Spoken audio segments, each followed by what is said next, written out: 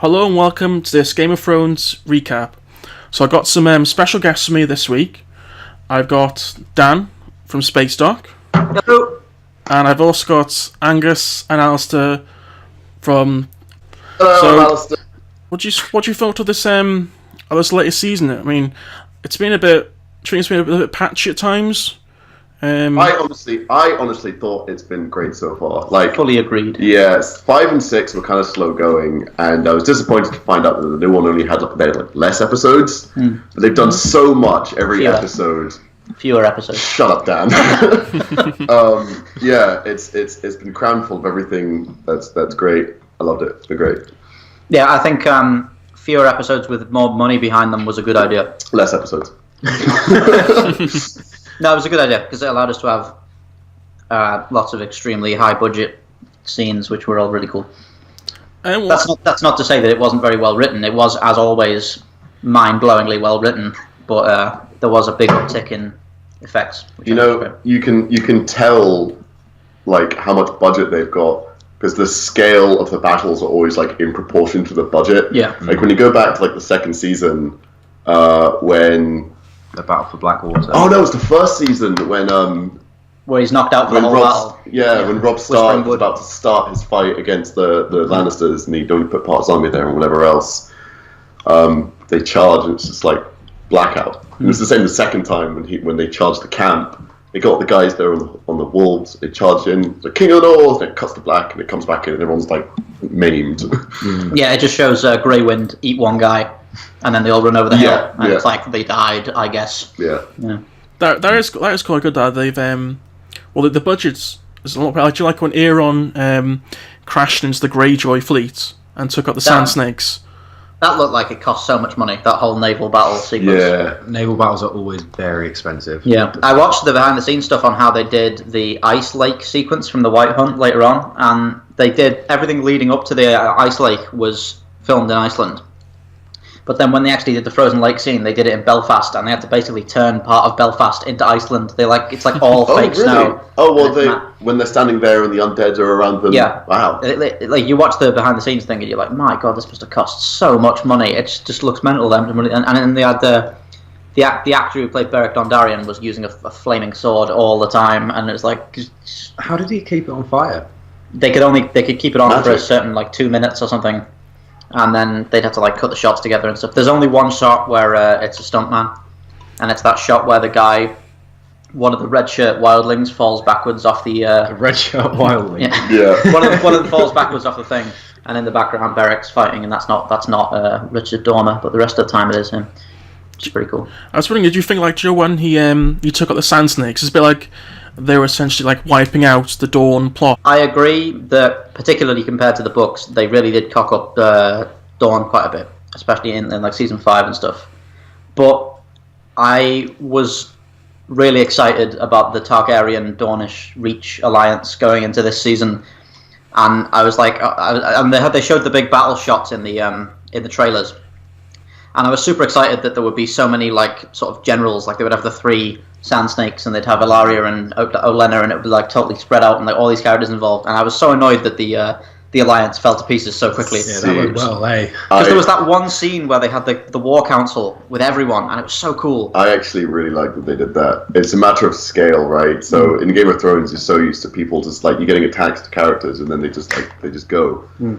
And now it's the same, but with factions. You think this huge thing is going to happen, and then they just wipe out. And suddenly, it's a whole different game. Yeah, it's just scaled up. Yeah, it was probably good from an overall writing standpoint, but and to be honest, as a writer, evoking irritation in the fact that the alliance you like is gone is a good move. I'm speaking from a fanboy perspective, really. But yeah, by the end, I sympathised with the Dornish quite a lot. They're not the best people in the world, but they're sort of this kind of consumed by vengeance plots, and especially the Sand Snakes were more victims than anyone else because they were just dragged through their mother's revenge campaign. Yeah, that's what's so funny. When they landed in the first episode, they landed in Dragonstone.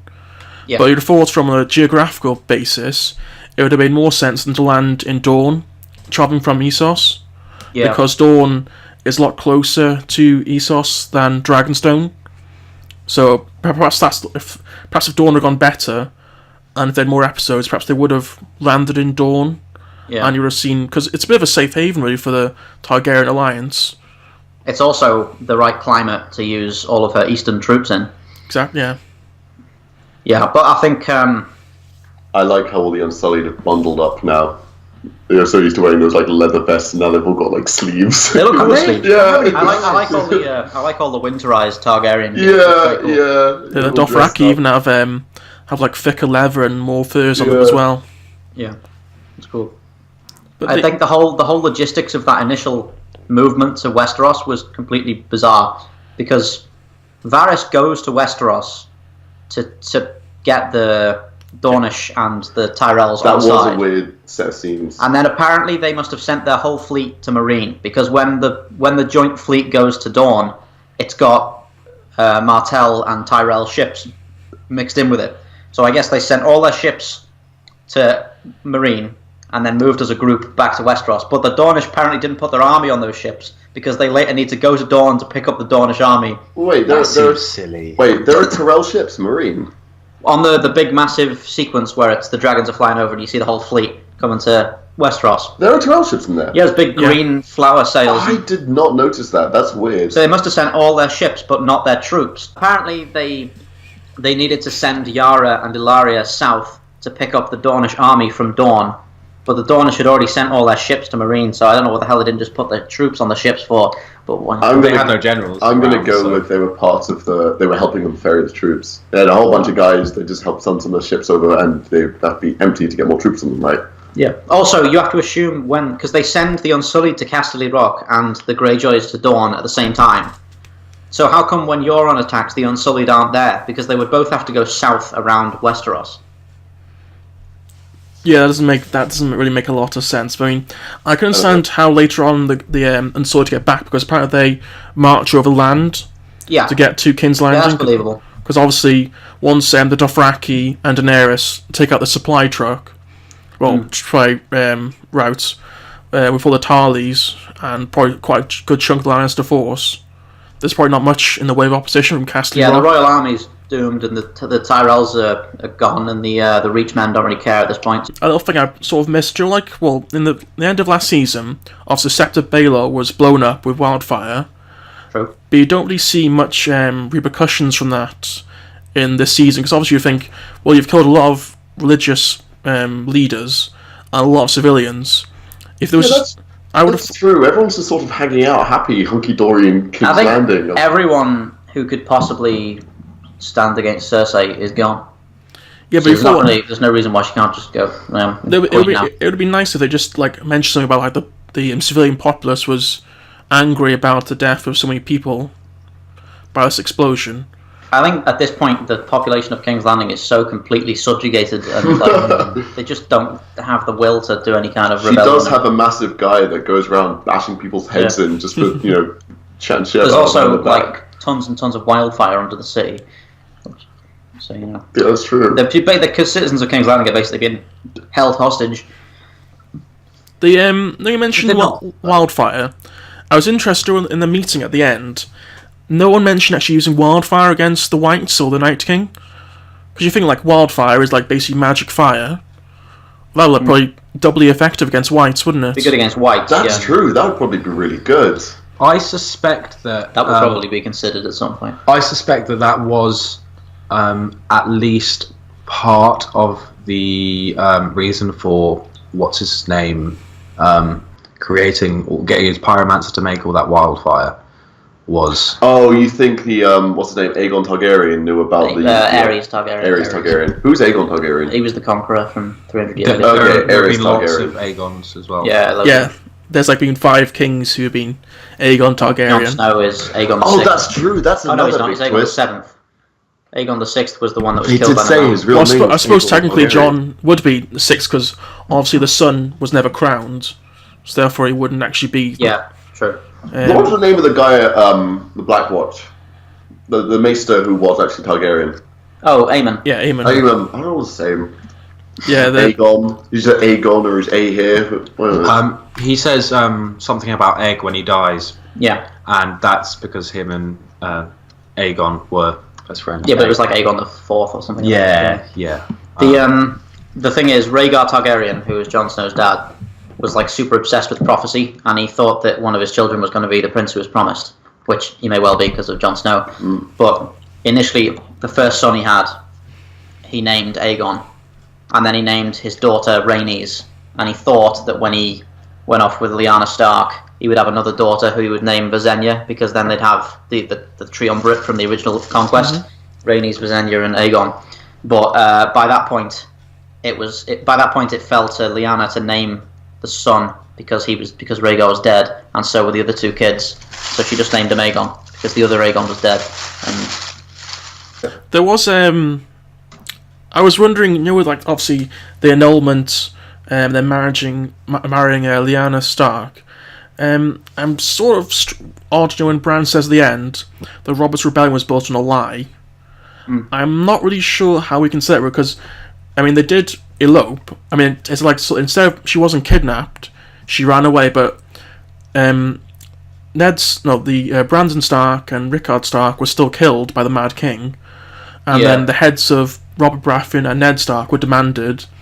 So you could say, it could be because Brandon Stark might not have gone south at all if he hadn't thought that his sister had been kidnapped. Oh yeah, I agree with that, but I wouldn't say that's like. I've seen some talk about how Robert might have lied about about what Rhaegar and Lyanna did, because I doubt it might have been better for everyone, to be honest. If the fact that they knew Lyanna hadn't been kidnapped was reason enough for them to not have a rebellion, it probably would have just made everything worse, not rebelling, like letting them continue to live under subjugation for years and years. I think it's you've got like. The context of it is that Robert truly loved her, and whether or not she loved him back doesn't mean he knew that. Yeah. And he. Oh, that's sad. Yeah. He didn't know that she didn't either love him as much or love him at all. It was like a massive friend zone rebellion. Essentially, yeah. Friend zone rebellion. Robert. Yeah, there you go. New name for it. Here's a question. Do any of you think that something's going to happen with Dario? Which was Dario? Dario's the mercenary bloke that Daenerys left in charge of. Oh yeah. I hope to see him come back with the Golden Company. Yeah, because Euron's gone to pick up the Golden Company from Essos. Which was the Golden Company? They're like. Oh yeah. They're like the finest, most expensive mercenaries. They're kind of like Haradrim from Tolkien, in that they have elephants and gold armor and stuff. Oh, okay, sure. But I'm thinking that Euron isn't going to pick up the Golden Company for Cersei. He's going to pick it up for himself because, he's got the ships, he'll have the gold, and he'll have the army. He's got to realise pretty soon as well that he's never going to shag Cersei, right? Yeah. He's got to figure that out. Jaime's just buggered off. Well, exactly. If she's pregnant, or have children with Euron, even if they were to do anything, would also Cersei seems to have transcended any kind of emotional from now on any marriages or romantic pursuits or anything they're entirely politically motivated for Cersei. She's completely like a robot now. She didn't even give care when Tommen died. Yeah, I don't know. She didn't seem very keen. She's been crushed emotionally. Yeah, and as it's always been her bane. She has hated political marriages, and she's only really got a handle on it now. And when she sort of married Tommen to political marriage has always been a thing. She married Robert. She didn't like it. She didn't want to. She never wanted to do that. The only one she wanted was Rhaegar Targaryen, and because Aerys said no to that, she was then passed up to the next one when Robert eventually won his rebellion. Yeah, because Tywin turned up at the 11th hour to perform a sort of semi-helpful sacking to make it look like he was always... Good old Tywin. You always rely. We're here to help, mate. Just let us through the door, yeah? I was also... Do you Missandei and Grey Worm this season? I haven't really bought the sort of romance, really. And they... Oh, really? Yeah. I like them. I think they're great. I like the... because they're both people who have, in different ways, been forced for their entire lives to use their bodies in like for other people's gain. One of them as a warrior, and the other one as a slave, or both as slaves, really. But the I think it makes the fact that they've paired off really meaningful, because it's like represents their own ability to choose now. I think doubly so, since it's like so. What with him being not circumcised, what's the word? What's a eunuch? Castrated. It's like almost entirely emotional as opposed to physical. Yeah, that's why I was convinced they were going to kill Grey Worm off this season. As soon as they had the scene with them two, I was like, Game of Thrones is not going to miss an opportunity to destroy this perfect terror. It's a loaded gun. It still is a loaded gun, and there is absolutely no reason for them to put that scene in. There was naturally no need for it, unless one of them is going to cave due to it. It's boobs exposition. Yes, yeah.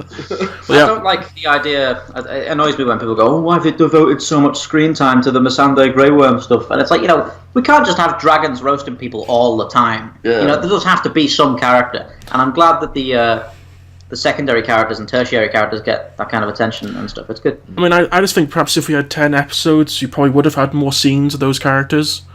I know, obviously, it's more like the Double Ds are looking to wind it up because they're probably getting a bit worn out. So they're sort of waiting for George to finish this series now, having to essentially write it now instead. No, because before it was like, oh, here is the book, here is what's going to happen, just adapt it. Now it's yours. Well, the last book was 6 years ago, and they probably didn't expect. They thought, oh, maybe the penultimate one would be out by now, but they're having to do things on the fly. They do know the ending. The Game of Thrones people have been told how the books end. Also, can I just set a scene for a minute to demonstrate how valuable this Missandei Grey Worm thing can be? Because everybody right now is thinking about, because Missandei's close to Daenerys at the moment, and Grey Worm's kind of nowhere. Everybody's kind of sat there thinking about, it's possible that one of them turns on Daenerys for the other lover, right? Whoa. Because it is possible, and I think at the moment it seems like it may be something Missandei does, because currently Grey Worm's incapacitated, but we will be looking at something happening from this in season 8, and I suspect it will be a decision that Grey Worm has to make, whether to follow Daenerys' orders and go save the man Daenerys loves in Jon Snow, or to go save his own lover, and thereby demonstrating the opposite of what Missandei was saying this season to the Onion Knight, and being that if she wanted to go, would she let him? And the answer is no. Actually, it's also like we see that scene of Tyrion looking concerned at the end of the about the Jon Snow Daenerys romance. To be fair, Tyrion's been looking concerned most of the season. Like, are you sure you want to burn those people, Dany? That's not a hot idea. But the thing is that it really does throw a spanner into everything, because first of all, we've seen great leaders completely destroyed by failed romances many times in Game of Thrones. Robb Stark being the prime example, and also it kind of messes with people's commitments. Like people will end up prioritizing. Love transcends all, Dan. True.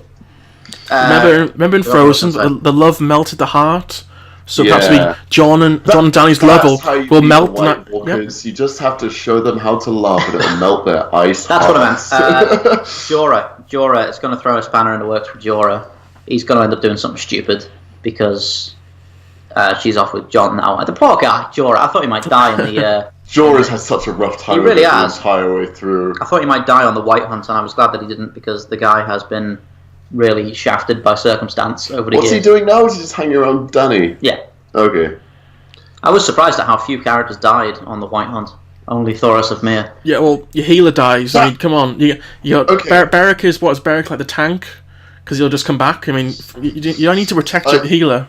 What's going on? I want to talk about that, because that was a pretty big focus of that season. They dedicated almost like 2 or 3 episodes to it. And it seemed like such a terrible plan, right? Just get all these main guys, go across the wall, walk into the middle of the undead army, and pick up one undead soldier, and then bring him back just to show Cersei, who probably won't believe it anyway, or B, will still not cooperate, right? Exactly. It's a terrible plan. I feel like The best thing that came out of that was that Daenerys Targaryen had to come and save them and see the undead army for herself, and now she's totally on board with this. We got to save the world malarkey. But that wasn't intended. That's only because the plan went wrong. I feel like in the books, the situation that will lead to everyone believing the White Walkers are real will be some kind of extremely massive, complex conspiracy involving Littlefinger and the Dornish and all this gubbins. And the show was like, we have not got time for this. They just go north and grab one. Like it's just, I feel like that plan just circumvents an enormous plot in the books. Which leads me to another question. Why was this season only 7 episodes? So they could put more money into each one. Was that why? I would also add that is a very insular, very film episode. Like it's an insular episode in which at the start of the episode they leave, at the end of the episode they come back. That's the episode. Things happen on the way. It's an insular thing. The outcome is the important thing, really, from that episode. It's not, the other stuff. I mean, there were some good moments, like with Tormund and the Hound, Jorah and Sam, talking about the swords. They even took time to talk about Thoros and Jorah's experience in the Siege of Pike. Zombie Bear. Don't forget Zombie Bear. Zombie Bear was good. Apparently, and the D&Ds have wanted that since season 2, so they were really pushing for Zombie that. Bear? Yeah, the zombie polar bear. Oh right, I was joking. They really wanted it. It's also the most expensive CGI thing they've ever done.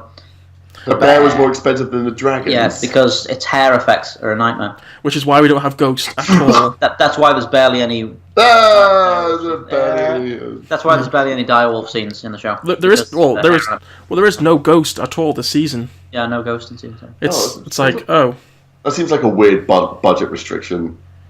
Sure, we can afford to take over half of Dublin, but Ghost, no, sorry. I was it's like Ghost, he's just off screen. Oh, every time I move the camera, he just moved. Sorry, he just moved off camera. Oh, don't really look good though. To be fair, he was supposed to be in the Battle of the Bastards as well, but they went for 1-1 instead because it was the same CGI cost for either of them. Went for what? 1-1 the Giant. I support. Oh, that's his name. Was he at the Game of Thrones Q&A they went to a couple of years ago? He was. Yes, yeah. Cool guy. I support that. Just to make a point, is because it's employing an actor to do something like that. Well, dogs need work too. Well, to be fair, CGI people need work too, but they're CGI for both, right? So employing an actor, why would you not make that decision? To be honest, it's you're putting food on someone's table by doing that. So yeah, true. Yeah. That's a lot of food for a giant. What do you guys think of the Sansa Arya Winterfell plot then? Oh, that was a bit contrived. Yeah, I wasn't really convinced by any of that. I thought the fact that they were so quickly at each other's throats, I find it very unbelievable. Sansa Stark kind of irritates me. I want to like Sansa Stark a lot, but there's this constant overlying feeling that she's always about to massively screw something up, and you're just everything always feels like it's hanging on a thread because she might just do something really stupid at any moment. Well, I just think I agree. I think Littlefinger honestly was out of his depth this entire season, as was shown. But the whole point of him, because he was essentially playing on Sansa's fears at the start of the show, like the same stuff she wanted and was thinking about seasons 1 and 2. But you got as a viewer, we've seen her completely change.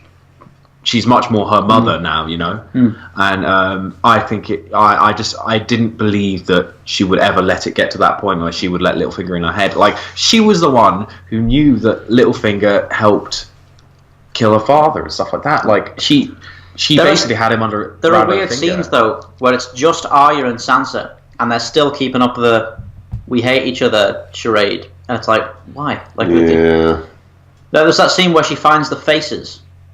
That entire scene where they found the note and the faces and everything else, and they're talking in private. Yeah. Why are they keeping it up? Or did they only find out that it was a hoax later? There was a deleted scene with Bran that apparently Sansa went to. Got deleted. Yeah, that basically went to him and said, "Oh, what's going on?" And Bran said, "Oh, Littlefinger's done this, and this, and this." I'm like, oh, well, therefore I won't kill Arya then. It's like... Oh, that would actually explain... That sounds like a cataclysmically important scene. Yeah, right. What was that cut for? I don't understand. I struggle with Sansa's motivations here because, like, the Stark as a family have always been solid as hell. Like, they've always been solid as a rock. Solid. But... like, I don't understand why there was ever any doubt there, you know, and she has known since the start of the season that Arya has never wanted to be a lady. It's not even remotely ever been a thing that she's ever been. I actually talked about this with one of my friends, and it changed my perspective a little bit. Like, when you look back to, I mean, they haven't really been together since the first season, and like they hated each other when they were younger. You know, they did not get on at all. Well, it's like, you know, sibling hate rather than anything else. Even then, it was like a bit more than that. They were very different people. Sansa basically lied, and which resulted in Arya's friend getting killed. It got her dog killed. I mean, she had to get rid of her dog. They were still at each other's throats when they were in King's Landing, and the last thing Arya saw was her up there when their father got killed. They've both gone away and grown and done a lot, you know, since then, but that was the last time they were ever together. You know, if there was any harboring resentment, which there would be a lot of, it's not that unbelievable. If they'd had Arya continue to mention it across the seasons, it would have worked. No, yeah. If they'd had her in the House of Black and White. I think it's just weird for us as a viewer because we've been on so much with both those characters. Yeah. But between them, you can believe that they would be like that. To be fair, I feel like there's always been a hanging moment in... when Arya's talking about her list, when she's kind of contemplated putting Sansa on there. Maybe just by like the way they've shot the scenes and things like that. But, you know, she's never fully completed her list and all of this. And she does obviously... like, especially... I can't... honestly, I haven't seen the episode in ages, but when she first starts doing her list...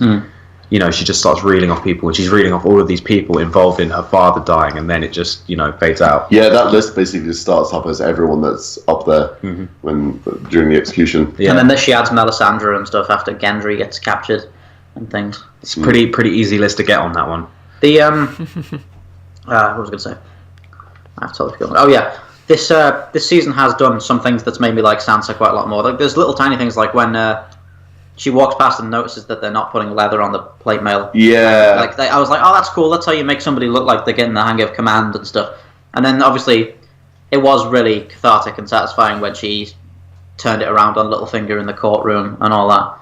But it's just, like, it's two great scenes, and then there's just, like, so much contrivance and wobbly stuff between them. And I was like, I like Sansa. I'm sure she'll be great from now on. I think we finally, after 6 seasons, finally got out of the Sansa Stark, what on earth are you doing kind of segment. I think Sansa's had a hard time, but like in a very different way to most other characters that also had a hard time.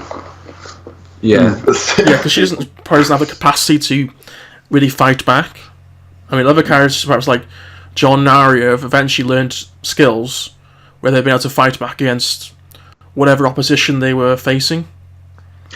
Yeah, I like most Sansa's got going for us are like mental fortitude. Yeah, she's always been completely surrounded by the enemy until she got back to Winterfell after Balance Bastards. Yeah, that's true. She's like it's since the start, and she's not been able to trust anyone since then.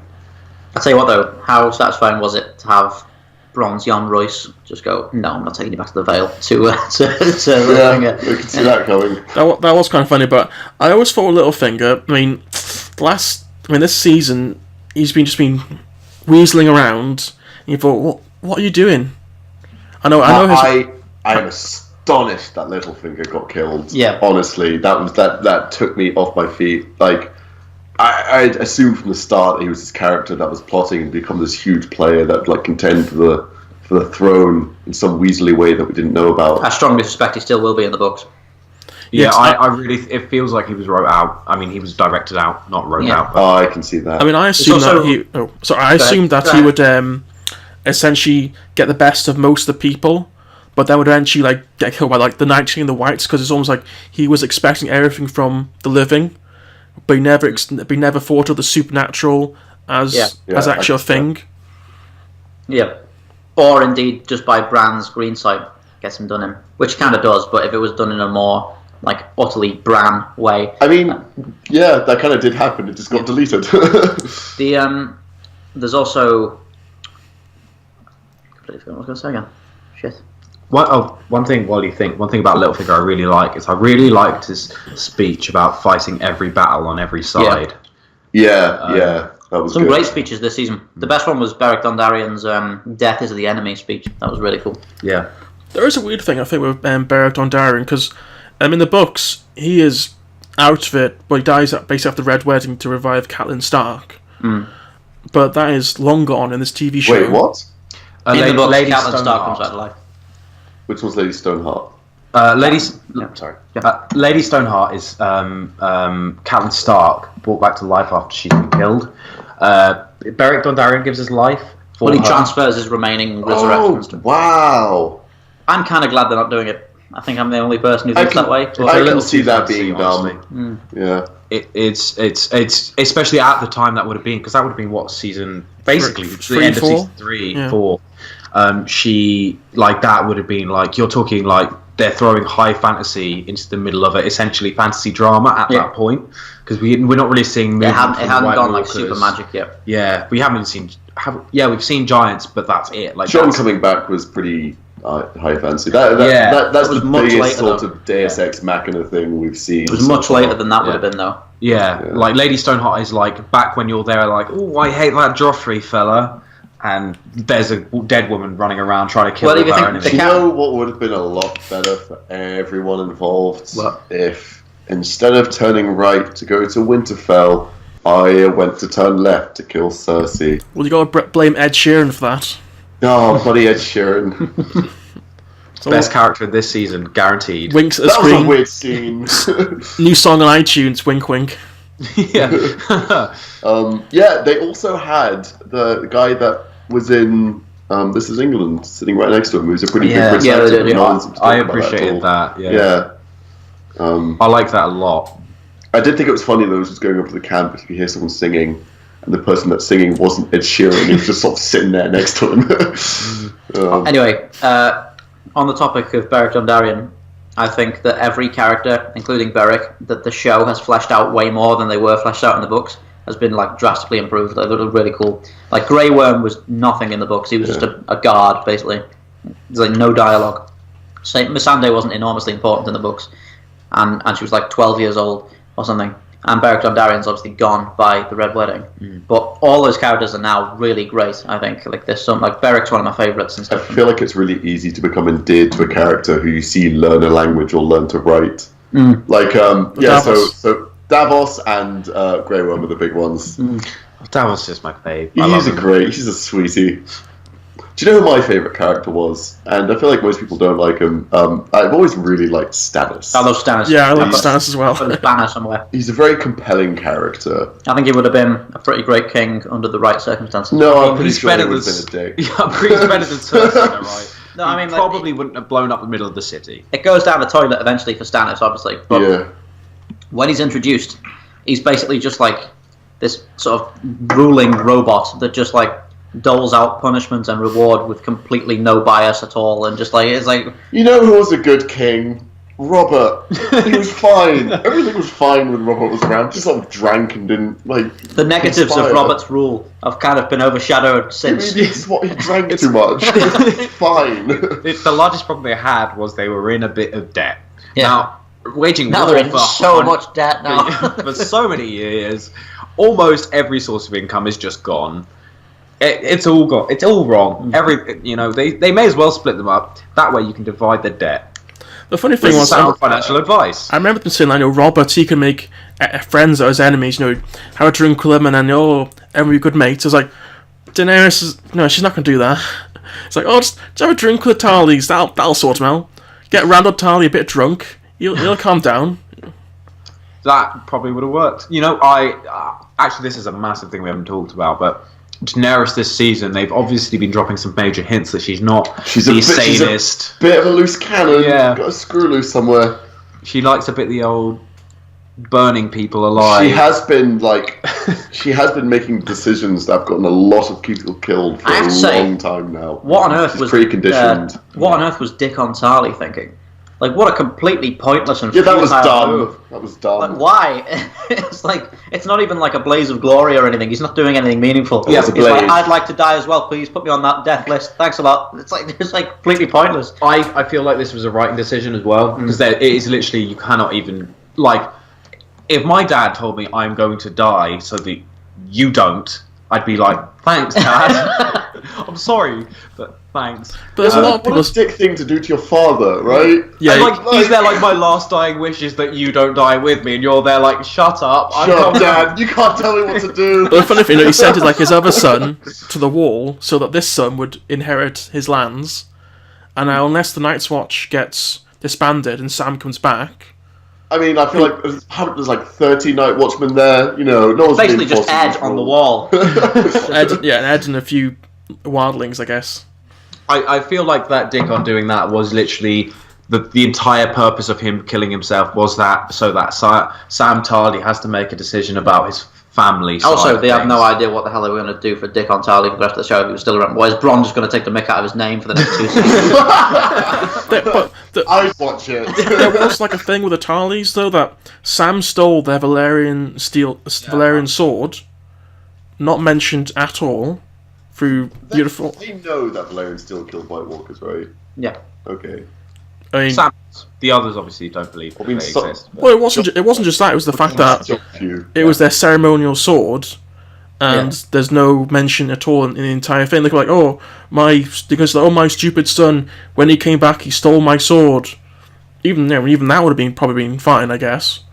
Randall Tarly had so few scenes that I don't think it was really time for him to just suddenly have a tirade about his sword being nicked. I really liked it. I mean, like, we know they know. We don't need to hear him Speaking of which, though, my sword! I like the scene where Jorah transferred Longclaw to the Starks as an ancestral weapon. Yeah, that was nice. I was a little confused by that. I was literally about to bring that up. I mean, I get that it's Jon's sword, but... I'd like to know what Lyanna Mormont thinks about this. I love how significant the Mormons are, like, as a house, but how, like, they're all in completely different places doing completely different things. Yeah. Completely unrelated. And they're pretty small in comparison to basically most of the other northern houses as well. Mormont and Seaworth are, like, two of my favourite minor houses. They're really cool. Well, Seaworth is literally one person now. No, he has like 7 sons. Oh, does he? Yeah, one of them died in the Blackwater, but he has lots of other sons. I had no idea. Yeah, that was getting busy. That? Yeah, they don't mention it at all in the show. His wife's a commoner, but they're like a royal house because of Stannis, which is pretty cool. His wife's just like a fisherwoman, and it's that giant flipping castle. We're on YouTube because of Stannis. That lessens the blow somewhat of losing one son. I thought for the entire time thinking it was his only son. Yeah, I'm not sure on the show if he does have the other sons because it's not been mentioned at all. No. I'm pretty sure they haven't mentioned it. Because, I mean, you have to kind of assume they do, but obviously. Well, in the book, there's multiple Tyrell sons, but only one is ever mentioned. So I'm guessing they'll just cut them out. I'm going to assume there are. Davos also never visits his wife ever. Stannis. Davos never bothers to visit his wife. Yeah, he also he's a sailor. He completely accepts the White Walkers without having ever seen them, like so fervently. Like he's completely on side with Jon. He's a sailor. I think that kind of the thing is though that is something that you can expect because at the time, the people do believe in magic and religion and stuff like that. They believe that you throw a coin into the well, I'm going to get decent crops and stuff like that. Is not. I feel like it's the impact of the Maesters, specifically on the council and things, that actually tones that down a little bit. Like in terms, like not just in like Game of Thrones, but in the entire like universe and in general. In that time, it was the impact of the scientists at the time. And even the Maesters are pretty open-minded for that kind of role. They practice magic as a tradition before they get in. So like if there were undead and various other things, like if they'd prove they'd be, they would accept that. Yeah. I mean, obviously, that's actually a big point of the season, isn't it? Like Qyburn. Yeah. Oh God, Qyburn. We've talked about this, I think, Dan. Who's Qyburn? Qyburn's the first hand, the hand of the Queen to Cersei. He's the Maester of the Oh, he's great. I like him. I'm pretty sure the only line he said the entire season was "Sir," as he tried to interrupt Jaime going in to see Cersei. She sat on the bed. I've talked about this. I don't remember who it was. I've talked to about this, but is this when Cersei? There's a bit where Jaime walks in and Cersei is talking to Qyburn, and then Qyburn leaves, and then Cersei reveals that she's pregnant, which means that, like, because initially when she first says that, people thought she might be lying, like viewers thought she might be lying, which would mean Qyburn would have to be in on that. But I guess she wasn't lying. Qyburn is clearly, he has not had any plot this season aside from secondary plot, in that he's, they're aligning Qyburn with whatever Cersei's doing. That is clearly true, because they have not proven or shown in any way that Qyburn wouldn't back her up on literally everything she's doing. But that relationship is not, it can't be a one-way relationship, because it isn't. Nothing like that ever. I don't even know what he would have done. He's just kind of like doting. He'll, like you say, he'll just do what she says. Yeah, so but there's no deception there. And like you say, there's no one else in King's Landing. It's literally just. Well, there's no other way that he could practice his banished alchemy.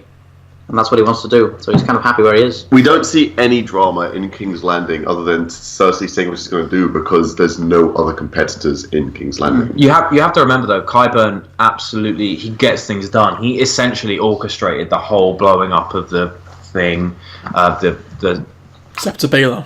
There you go, that one. And thinking, and every other hand, again, this is another point, every other hand on the show, and this is a general point, not just about Qyburn, but every other hand on the show has considerable influence, and we see the conversations they have with their ruler, and we do not with Qyburn, and that, as a viewer, interests me. It's a point that obviously it's because they're building Cersei up as this villain, but as a point that's very interesting, because you're assuming that the viewer does not, because the viewer doesn't get to see what's going on. We don't fully know what's going on in Cersei's mind, so she's obviously that, and with that you assume that there is purpose that we don't understand yet, which is interesting, because Qyburn will obviously, he must have more influence in the next part of the show, because now she's either going to talk to Qyburn or the Mountain, who I assume is not that great.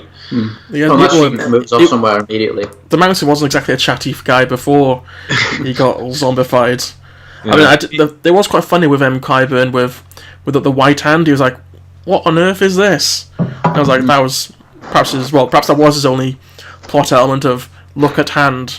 Oh. It's possible that Euron will return in the first episode of the next season, and immediately Cersei will have characters to interact with again. Yeah, that's a point. Also, I actually, there's another point. They've essentially, by that point of the Undead Hand, he's got an Undead Hand to start doing things with now. There's absolutely no way. There's no way that Qyburn isn't going to be trying to do something to do with the Undead. There's just it's happening. It's going to happen for sure. He's an inquisitive guy. Yeah. So I was going to say, did any of you guys get spoiled with the leaks that happened? I didn't. I occasionally, as I was watching it as they were coming out, rather than any of the leaked episodes. Yeah. And I watched the last episode a bit after, like a week after it had been aired, but I hadn't seen any major spoilers. I'd seen obviously characters were in it, but so I got spoiled with the second to last episode. Mainly about Viserion's death. Oh, that's a shame. So that was quite annoying. So what did you guys think? With the Viserion death, Night King, new javelin, Olympic thrower. I think the Night King must be a Greenseer or something like it, because it was obviously a trap for the dragons. The whole plan was clearly set up for him to capture a dragon. It was also a terrible plan. I mean, my God. From the people's perspective, it was a terrible idea. They should never have said, what's a good idea, we'll go out with dragons. I mean, obviously the thought hadn't crossed their mind they may be able to take the dragons, but as far as we can tell, there was no other way for the Night King to get across the wall apart from with dragons. They said at some point that there was like a magic spell on the wall, and that actually stops the undead from going. Yeah, because that's why Benjen was so ready to sacrifice himself, because there's no point to him anymore. Yeah. If Benjen had survived, he would have just stood behind the wall forever, because he's not going to see another human for a while. I mean, he could have that whole him popping and going, "There's no time."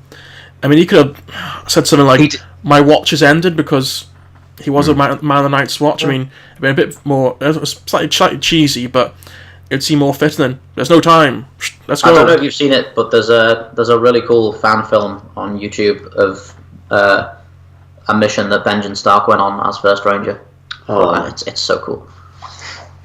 I tell you what, great. It's a bit off topic, but wouldn't it be so cool if somebody released like a sort of role-playing survival PC game where you're a ranger of the Night's Watch beyond the wall? Oh, that'd be amazing. And you have to deal with like heat and hunger and stuff. I'm kind of skeptical of all these games that have these sort of. It's a survival crafting RPG. Technical. I know exactly what you mean. I mean, there are a few games with mods for. Marbleblade Warband. Pardon? A Game of Thrones mod for Marbleblade Warband. It's Yeah. great. There's like mods for like. It's amazing. Yeah, there's quite a lot of like different mods for these. You know, like Total War mods are quite popular at the moment.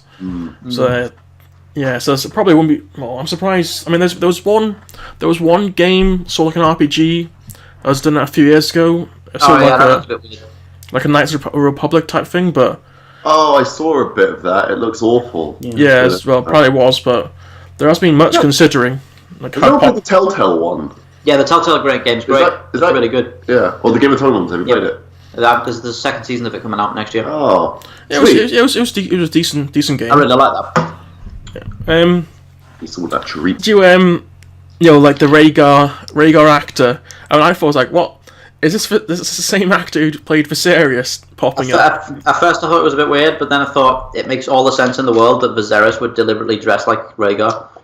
Like Viserys was like. Was it actually the same actor as Viserys? No, but they were like exactly the same hair and exactly the same outfit. Because he's a Targaryen. I know, but Viserys was like the biggest wet noodle in the world, wasn't he? And he absolutely would try and pass himself off as the better brother. Like, Viserys, as he ran around Essos selling his belongings to try and scrap together an army. That brings me to another point. I've got another question.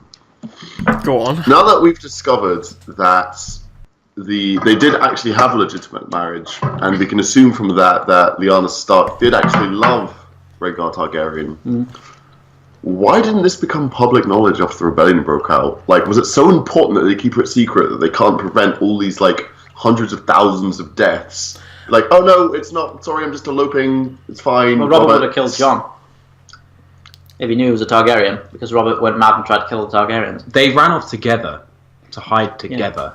Yeah. Neither of them wanted anyone else to know. I feel like there's a point, right? There's a point where you say, "Stop the rebellion! I don't love you." Right? It seems very needless. I mean, that's honestly a very. Good point. I think it's fair to say that by that point, once Brandon and Rickard Stark had been killed by the Mad King, the rebellion was uncontrollable. That's true. They did kill the Stark as well. Yeah, and prior to that, you could have done something. It might have been like one-on-one combat of Rhaegar and Robert. Perhaps would have dealt with it. Even the whole like saving her child thing, like that's still irrelevant to the fact that they're in love and they got married. Like that could have still been kept a secret. Also, Robert obviously still had some support for his father because he went back to fight in the Trident battle on the side of the Crown after he'd eloped with Lyanna. But to be fair, like when it was like full on going, you know, when when the battle was raging, and whichever way they probably went, the other one probably would have been either put in prison or sentenced to death.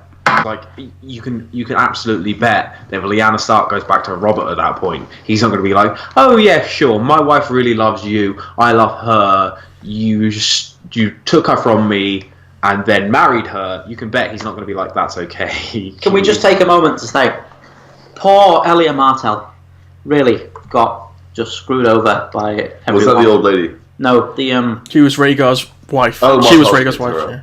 Elia Martell was Rhaegar's wife and Oberyn's sister, and she was Rhaegar annulled his marriage to her in the same ceremony where he married Lyanna in front of her, and she went and got smashed to bits by the mountain. It's like because Aerys wouldn't let her leave, would he? Aerys, the Mad King, wouldn't, because she thought, oh, Rhaegar's conspiring against me. I'm going to hold his wife and 2 children.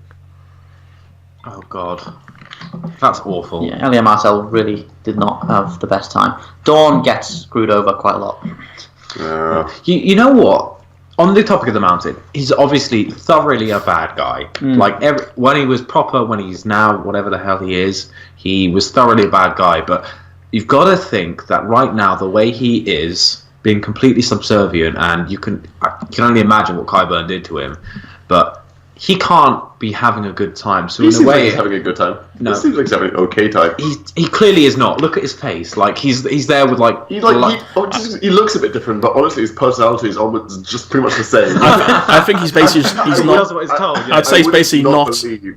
I would say that he's probably not like he's not occupying his brain anymore. He's probably like brain dead. I honestly, other than the fact that he can't speak, I wouldn't not believe that he's got the same mental capacity. And it's just like, well, this is me now. I saw thump guys. One of his only lines was, "Who am I fighting?" Yeah, yeah. And it's like, and does it matter? No. They called him Tywin Lannister's mad dog, but he seemed to be like completely loyal. Like there was never any indication that he wasn't absolutely loyal. That's what but he's not a mad dog. Mad dogs bite things, but love you anyway. Yeah. Fair. You just that's you haven't seen many dogs, have you, Dan? Dan? Like, He was the Mountain. Go mess up this realm. The Mountain. Go raid this village. Yeah. The Mountain. Go fetch my mail. Stop maiming the mailman. That's the Mountain. But he basically does the same thing now that he used to. He's just a robot. Like he's just a murder. Yeah, I mean, that's why I think he's okay. There's no way that a poison that was designed to kill you, that has clearly done some damage, has left him in a state where he's not in pain, is all I'm saying. He must be in at least a degree of pain. He seems happy enough. I was thinking that, if Cersei was to command the Mountain to kill Qyburn, I think Qyburn's probably more in control than Cersei. So perhaps you've... That's interesting. Yeah, that's a very interesting point. Yeah. You're probably right. I think that's banana, and he snaps out of it. He's just like, "Why am I here? Why am I not pillaging? Whoa, what's going on? Where'd that Oberyn fella go?" Whoa. Yeah, it's a good point. I think that's unlikely to happen, though. Honestly, honestly, like this is. I feel like she's got a good couple flunkies there. The Mad Doctor and the Big Dude. Yeah, they do. They good do name work. for a band. Mad Doctor and the Big Dude. Yeah, she's the whole. I feel like Cersei's plot has honestly been we've been a bit limited to her personality because we've literally only really seen the interactions with Jaime. That's it. Yeah, there's no one there. Like that's there's no one else for her to even do anything with. Yeah, but she's obviously like. To be fair, like... It's because everyone else in King's Landing's dead. They're dead. They're all dead. But, the Cersei's... There's not like... We've seen her as a character develop from season 1, where she was sort of just a bitter queen, to this sort of dominant, vengeful woman. Bitter queen.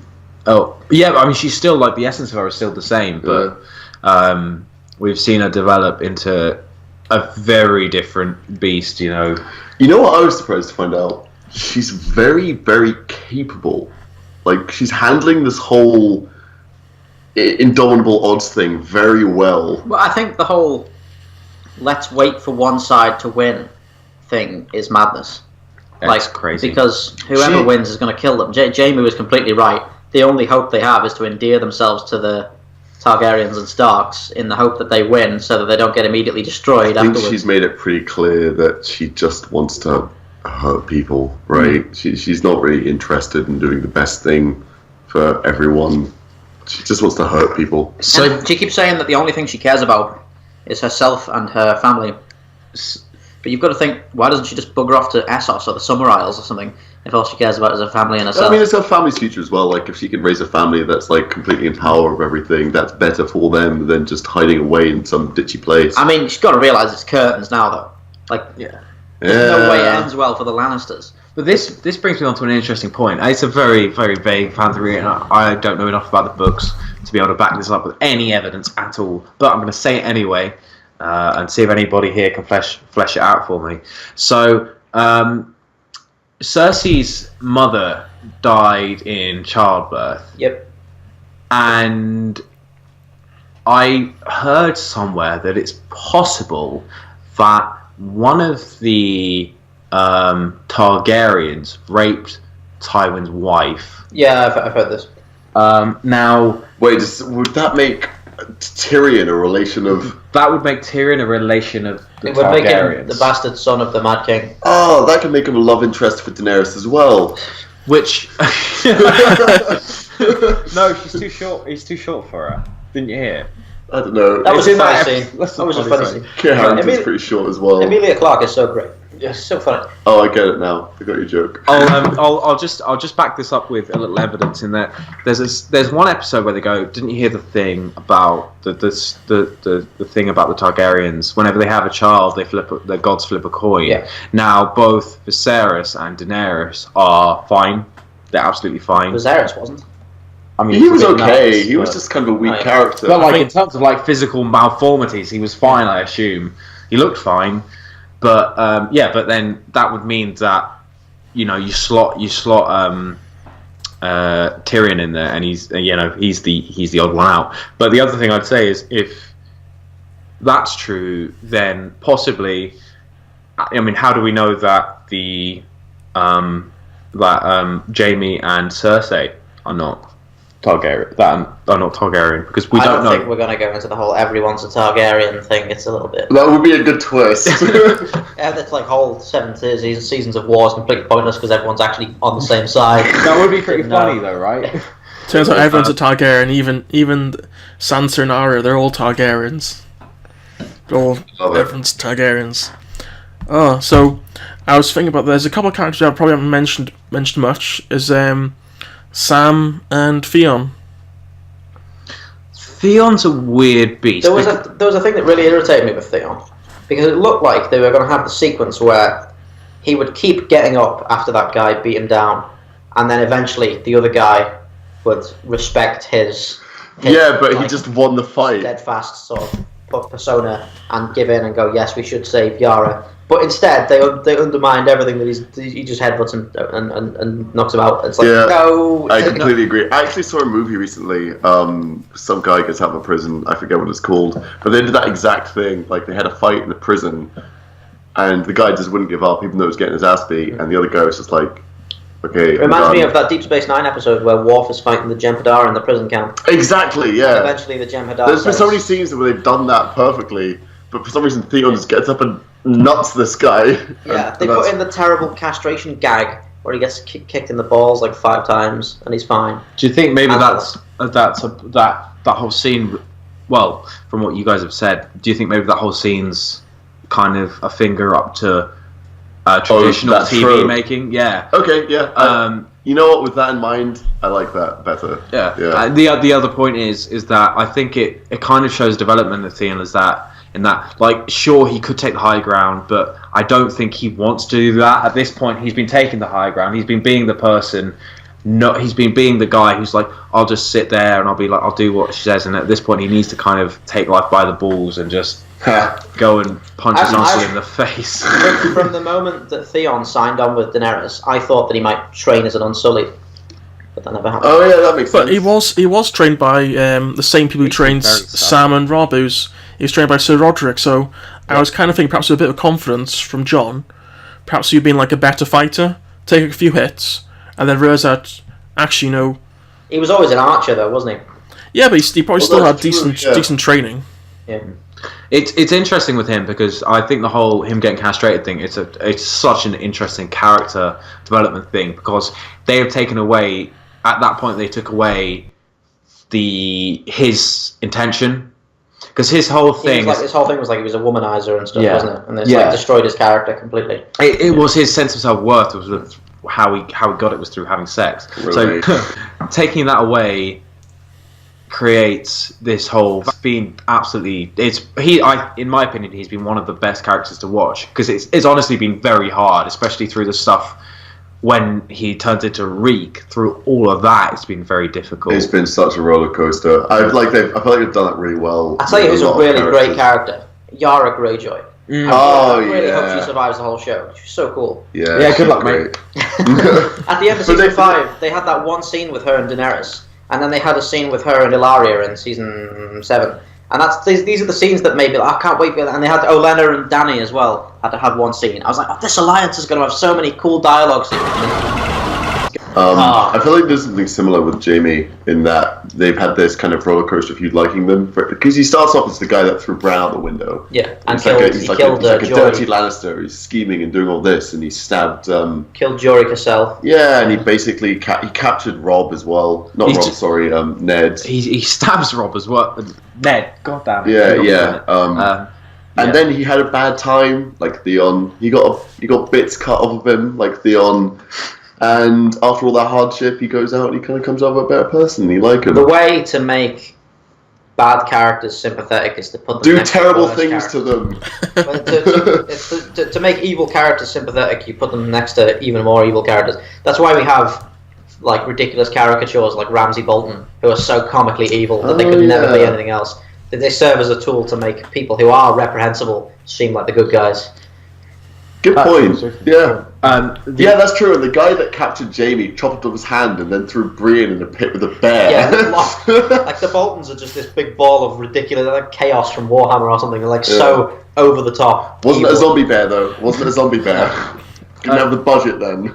So the interesting thing with Jaime is that the only consistent thing he's now held on to is that you can't choose the ones you love, right? That's the only consistent thing he's held on to. So I think, honestly, the end of his character arc is going to be when he tells Cersei, "I love you. How could you do this?" essentially, or something along those lines. Because that is the core of his character. Is the only reason he is not fighting for the Starks right now and fighting for Daenerys is that he loves Cersei. That's the only reason. They're very different people. Yeah. But I think that we will see at the end of Jaime's character arc, we will see him challenge.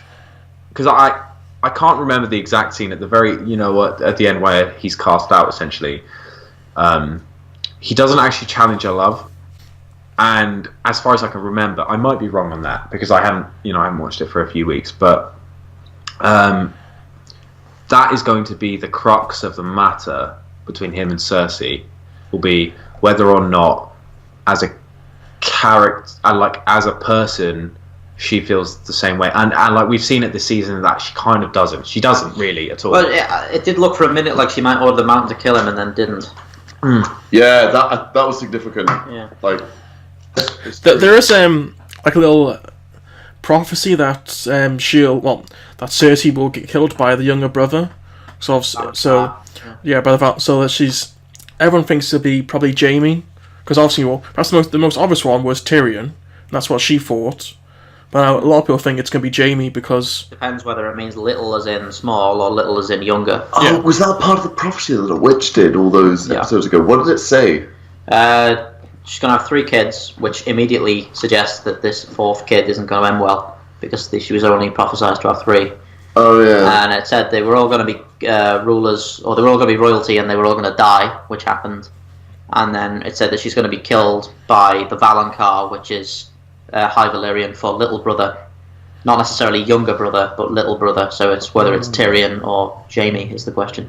Whoa! Because even though the twins, Jaime is technically is slightly younger than her. Have we had that established in the TV show? It has, yeah. There was a line, something where they said like, just because I'm slightly younger, I don't know. Yeah, but they did establish that. I mean that's you've got to treat that at least as it's a considerable fact right there. I was feeling looking at, as we probably get towards the end, looking at a couple of theories that come out recently. One is Bran is the Night King. I don't know about that. Yeah, elaborate. Give us the reasoning. It's not impossible. Why do people think that? Because he could walk into the guy that got turned into the Night King through time and then get stuck as a White Walker forever. Yeah, but, people have been saying because he's got a similar sort of outfit to the Night King. People have been saying that, but they also know obviously he could walk. But also, the Night King has that funny hook nose that he has. Bran is very good at throwing javelins as well. No, but it is honestly I think as far as fan theories go, I just realised he gets told you won't walk but you'll fly, and the Night King ultimately rides a dragon. Yeah, but he's also a warg and he can control birds. Yeah, fair enough. And he's he has walked because he walks as Hodor, right? Yeah. Just a little bit. It'd be interesting if the three-eyed raven had said, "You won't walk much, apart from when sometimes you do, and occasionally you will fly, but only as a raven, which is a bit naff. But okay." Sometimes you swim if you go as a fish or merperson that have gills. I mean, like, the other thing is, when Bran is walking, his body is, is all static and his eyes go all milky white. Well, he would have to be walking into the Night's King for 8,000 years or whatever it is. So, how's it? Why would he come south to kill everyone if he was the Night's King? So, I think this is kind of a time travel trope thing, right? So, should this be proven true, it will be that he's running a conscience through time to this endpoint within which he walks backwards to try and stop the predestination paradox. Exactly, yeah. I will not flesh that out because that's a fancy word, but I know what you're talking about. Yeah. There's also another cool one that suggests that Bran will at some point panic when fighting whites. There'll be whites and there'll be dragons and things, and he'll inadvertently give the command to burn them all for Aerys Targaryen. I actually like that a lot. Whoa! Yeah, there is things he might have turned the Mad King mad by essentially whispering to him. The Mad King said that he heard voices all the time. And also, Aerys was reportedly fairly sane in the early days. Yeah. Didn't they say there was a history of people starting out sane and then going crazy, or was that just Aerys as an example? I think that was mostly Aerys. Right, okay. But it'd be interesting if it was Bran accidentally messing with him through time. That'd be great. Into that. So the other sort of odd theory was when the Whites are marching through the ruins of the wall, some people are saying that they can see a direwolf sigil in like how they're going through the rubble, but the problem with that is when the war's taken down by the Night King, it's not as if he's controlling how that rubble's gone down. So I think it's just like makes it a coincidence. No, they do fancy imagery like that means nothing all the time in Game of Thrones. Like when Jon was stabbed, the blood puddle was in the shape of a wolf's head and stuff. It doesn't mean anything. It's just fancy artistry.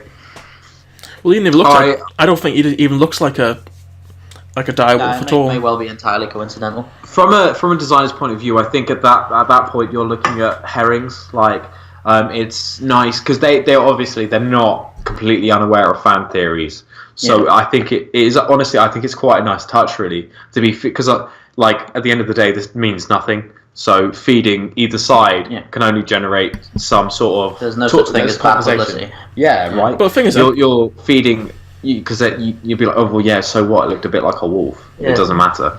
But it's a nice point, and I think it's almost a nod to the fact that the engagement with viewers that they're making a point to create the sort of environment where they can think about things.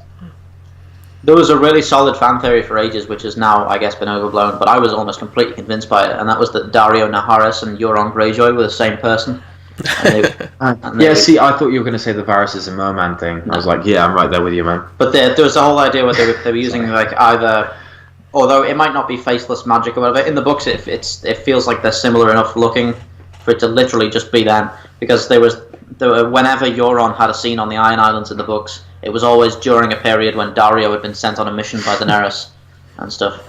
And also Daario, in the books at least, has loads of like ostentatious features, like he's got like gold teeth and blue hair and things, so it would be easy to disguise himself like that. But I don't think that's going to happen in the show. I mean, yeah, I just think I think Euron's a fantastic character. I really like him. He's great. He's electric. He's that quintessential mad uncle you just don't want to know. Hey, speak for yourself. I think he'd be great on a night out. Yeah. Well, hopefully it doesn't take you back to his boat, though. Mm-hmm. Or cut out your tongue. I'd be very happy if Yara was Queen of the Iron Islands at the end of the show.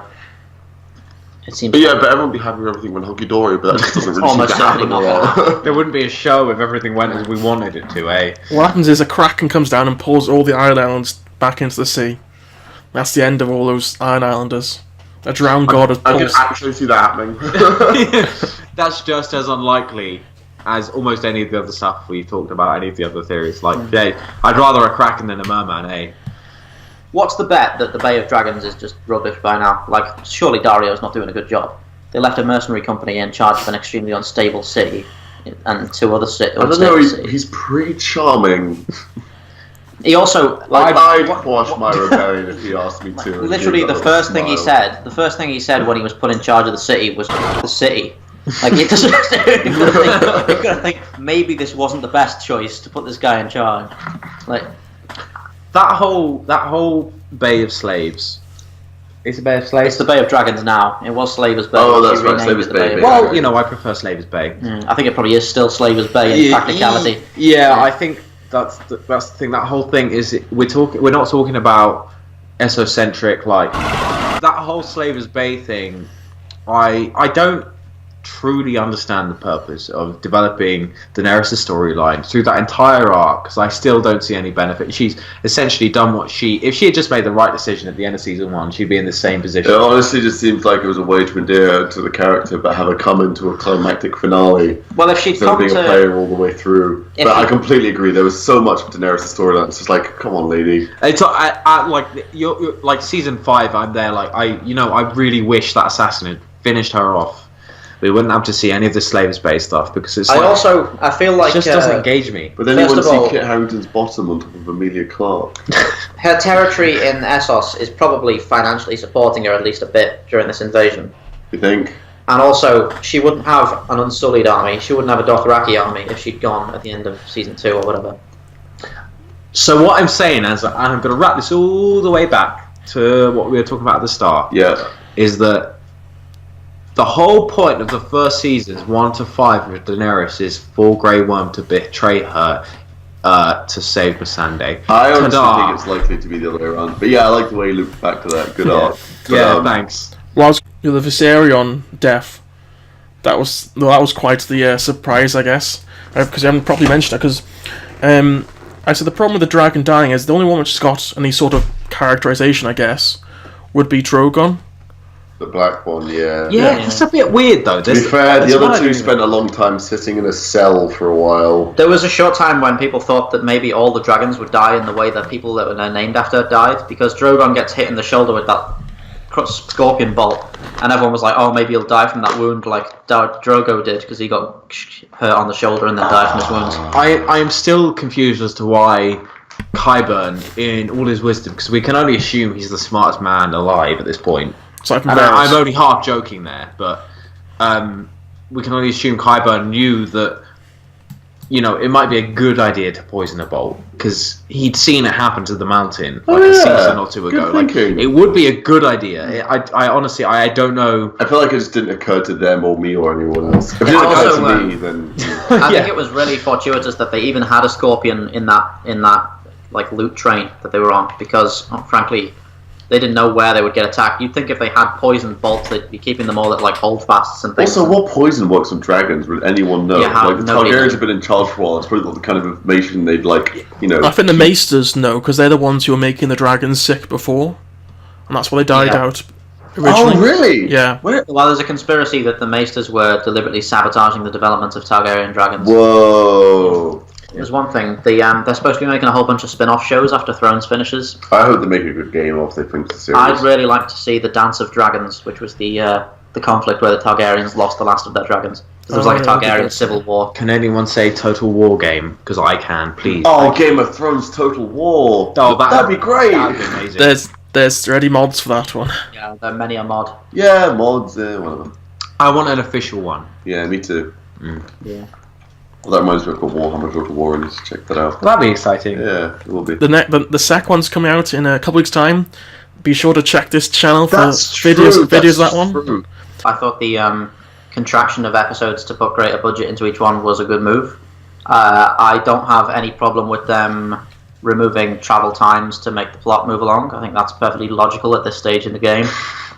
And I thought overall it was typically excellent Game of Thrones with extra boost to the effects and the action scenes and stuff. Very good. I'm extremely excited for the final season.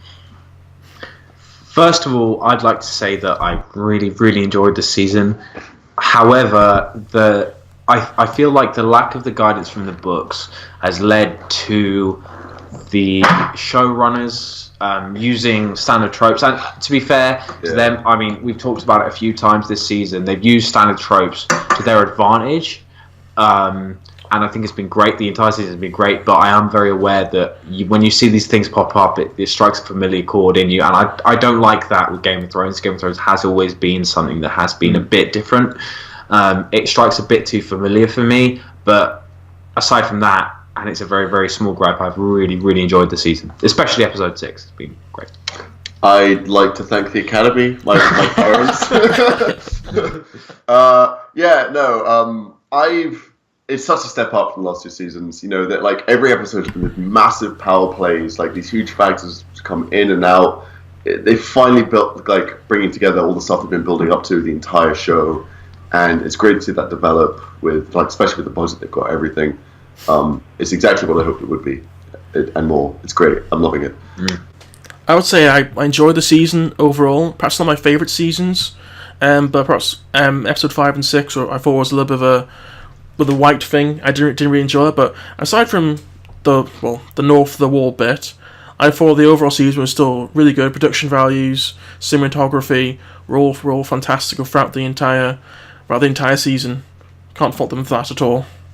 Agree. Yay! Good job, guys. Right.